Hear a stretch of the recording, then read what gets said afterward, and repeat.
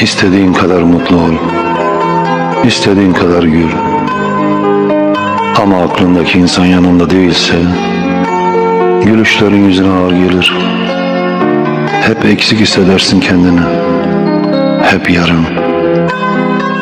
Sanki göğsünün tam ortasında bir boşluk açılmış. Her nefes aldığında biraz daha büyür, biraz daha acıtır. Yürürsün, konuşursun, yaşar gibi yaparsın. Ama içindeki yangını kimse bilmez.